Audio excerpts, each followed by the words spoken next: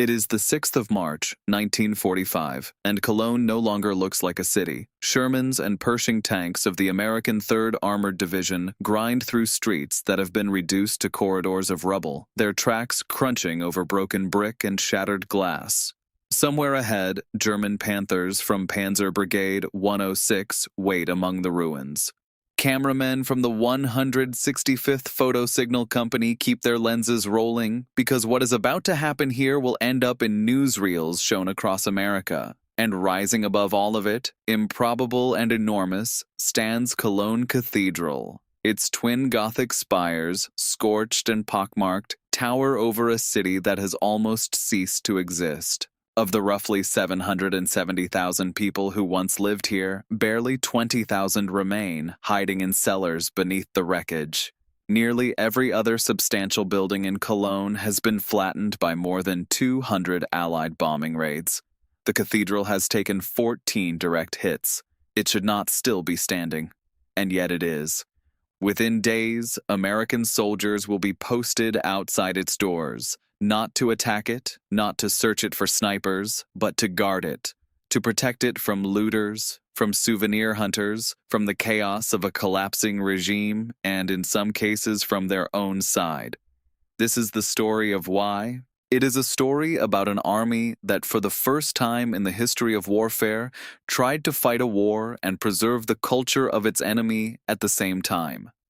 It is a story about a single American chaplain who took it upon himself to stand watch over 8 centuries of stone and glass, and about the strange, half-improvised, deeply serious effort to save Europe's soul from the war being fought to save Europe's freedom. To understand why any of this mattered, you first have to understand what the Nazi regime had already done to Europe's art.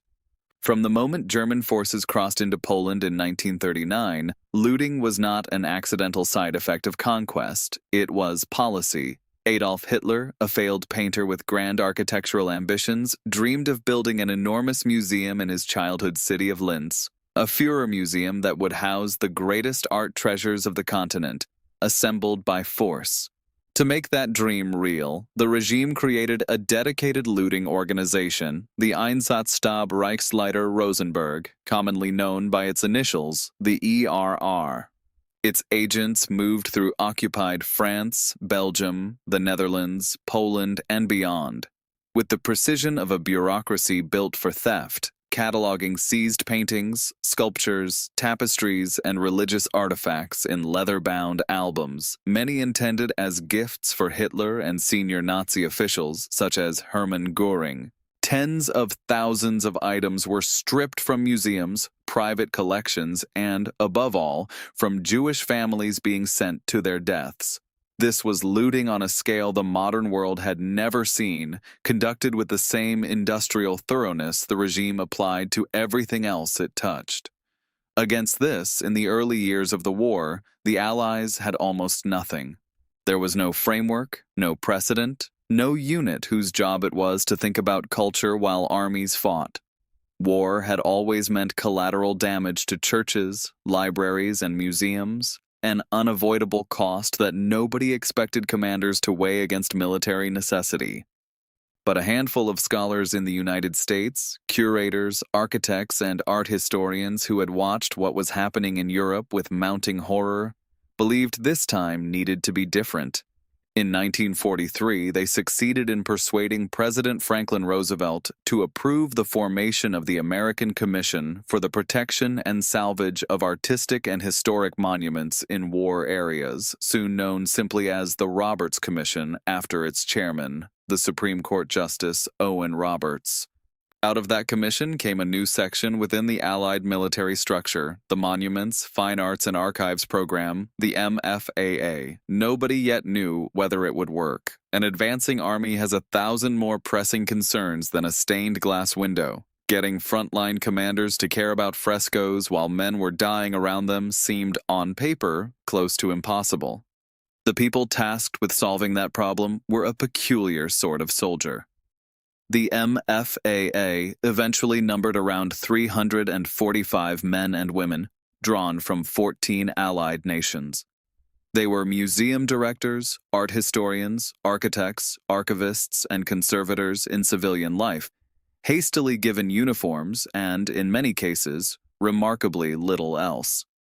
There was no established chain of command for them when the program began, no training manual, no clear authority to enforce their recommendations. One of the program's most capable officers, the conservator George Stout, effectively wrote the handbook as he went, because nobody else had ever attempted this job before. What the Monuments Men, as soldiers nicknamed them, did have was a mandate from the very top.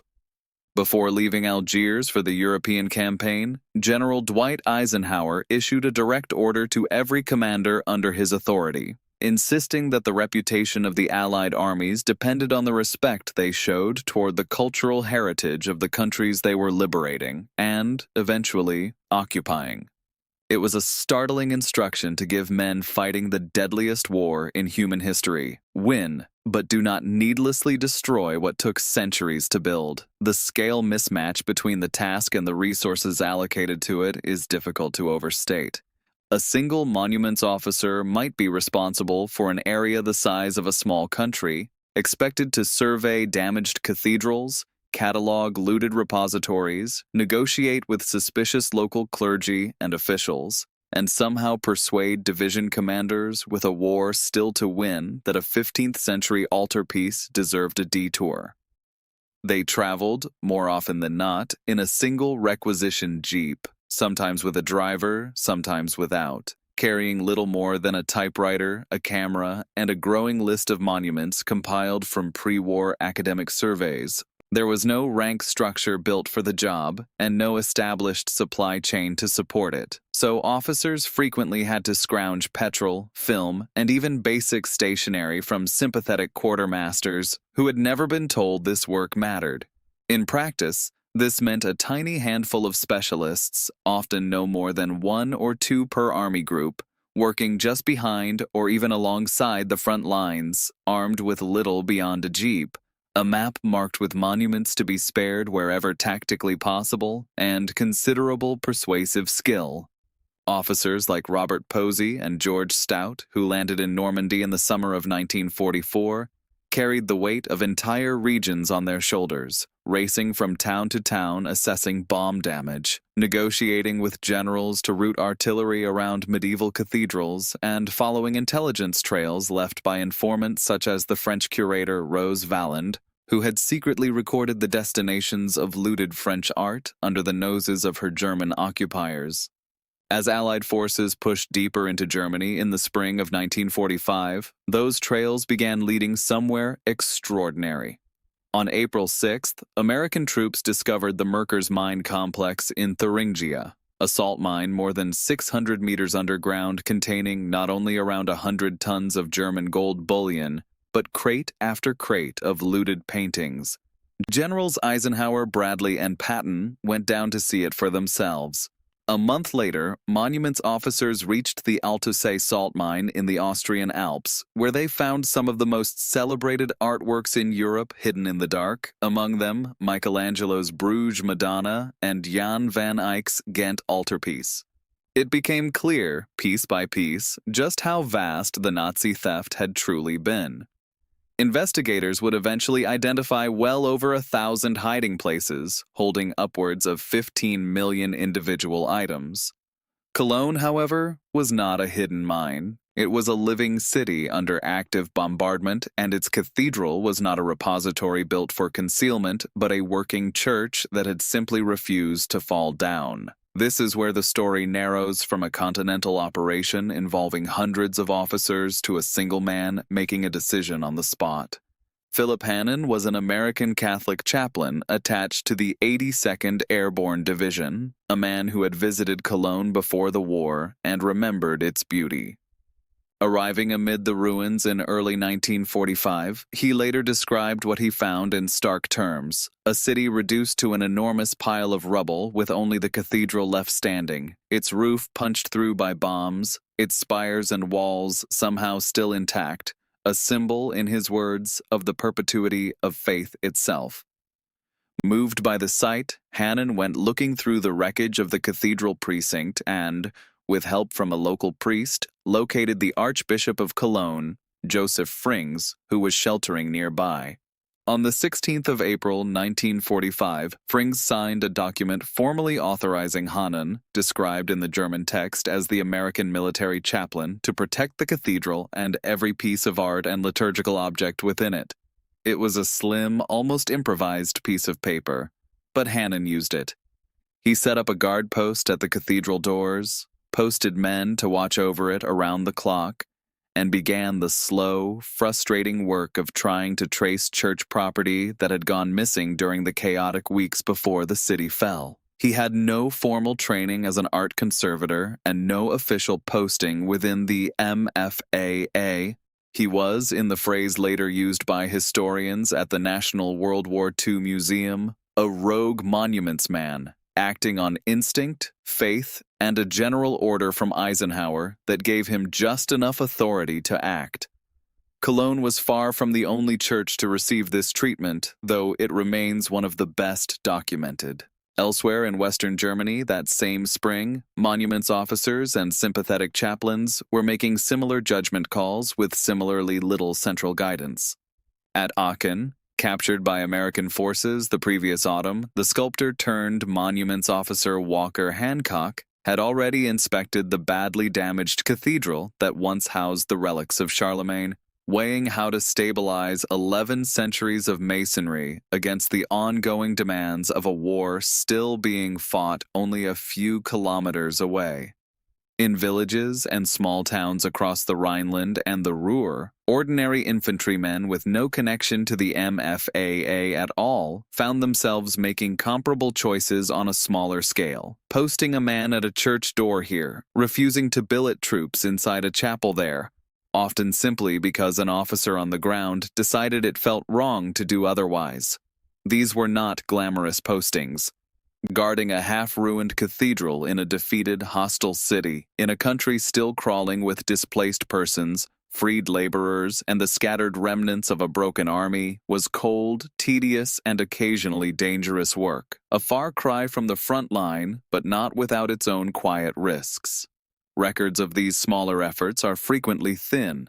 Unit diaries mention a guard detail in passing, if they mention it at all, and many of the men who stood those posts left no memoir behind. What survives is mostly the larger, better recorded cases. Men like Hahnen, whose later prominence as an archbishop ensured his wartime actions were written down and preserved, which means the full extent of this quiet, improvised protection effort across occupied Germany is almost certainly larger than the surviving paper trail suggests.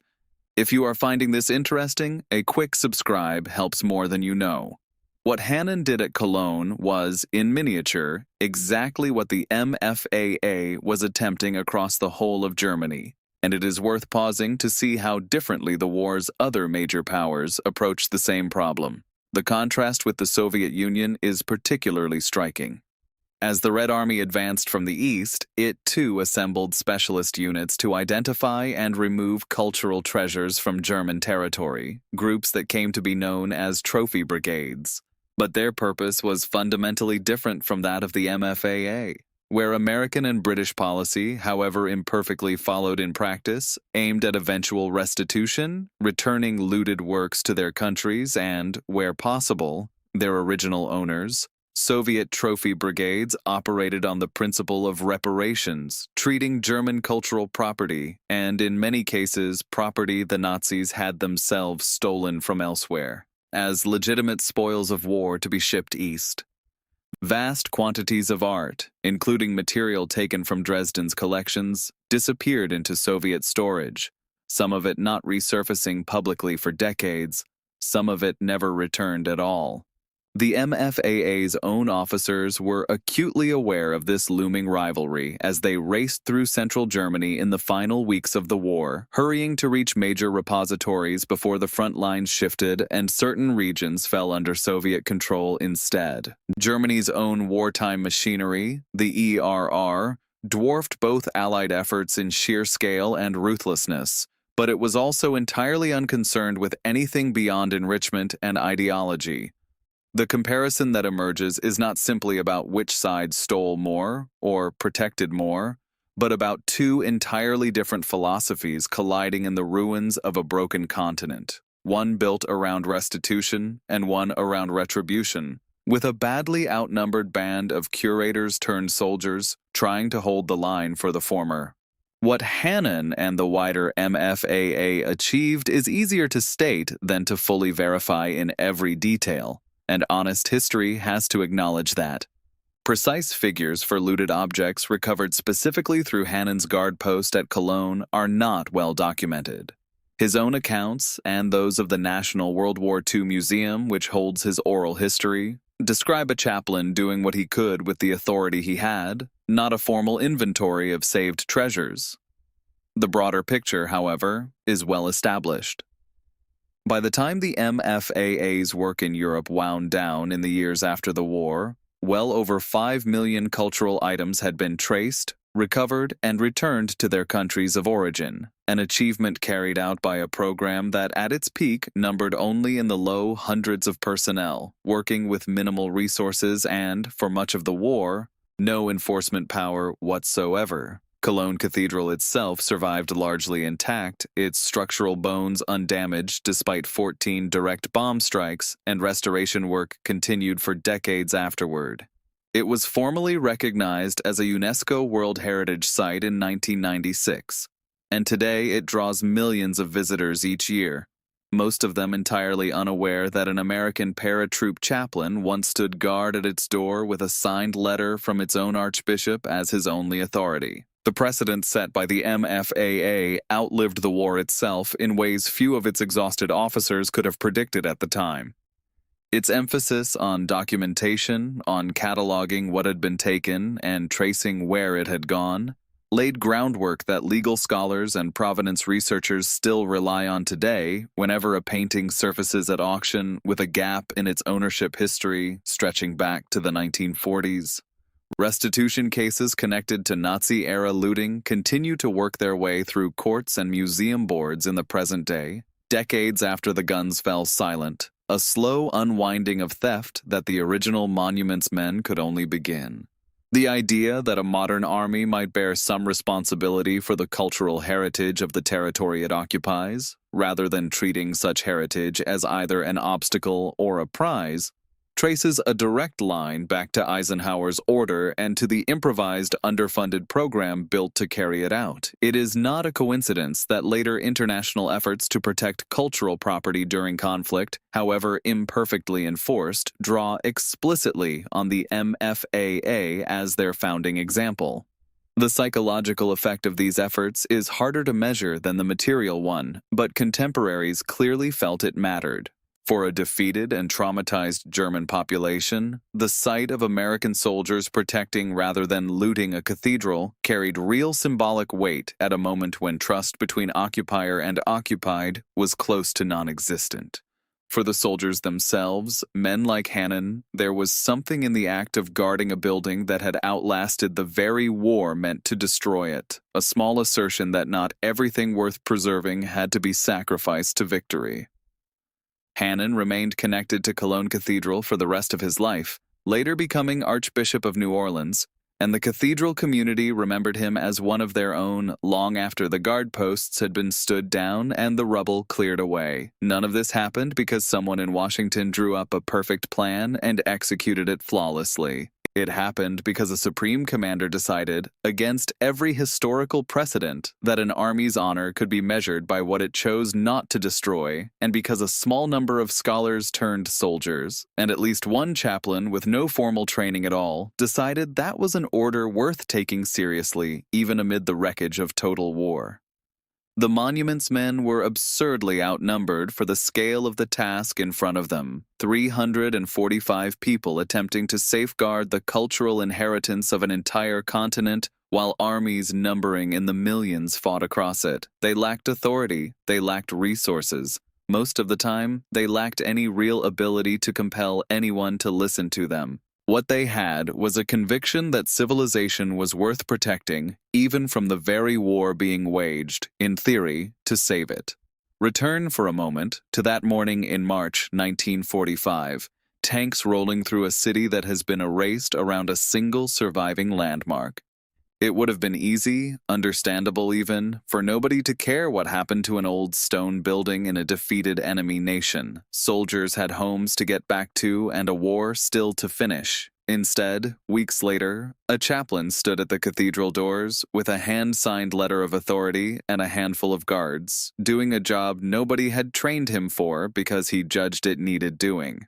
Multiply that decision across hundreds of officers and thousands of individual monuments, castles, churches, and archives throughout a shattered Europe, and you begin to see the shape of something remarkable.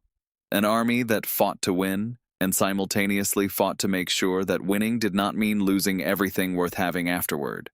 Cologne Cathedral still stands today because bombs missed it by chance, and because men afterward chose to protect what chance had spared. The soldiers who guarded that German church were not defending a building. They were defending the idea that some things outlast the wars fought over them, and that even in the ruins of total defeat, someone still has to decide what is worth saving.